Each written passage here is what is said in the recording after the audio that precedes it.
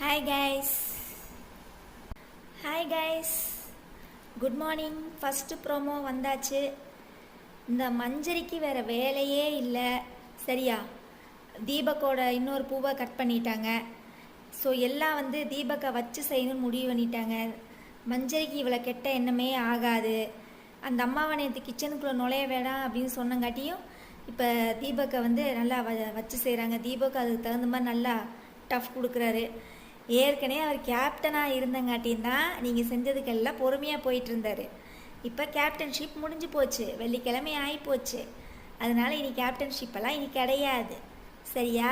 அதனால் அவர் பேசத்தான் செய்வார். இப்படின்னு கும்பிட்டு பேசுறதுல உங்களுக்கு என்னம்மா கௌரவ குறைச்சல் வரப்போகுது? இதில் என்னம்மா மிஸ்டேக் இருக்குது? மஞ்சரி அம்மா வாயை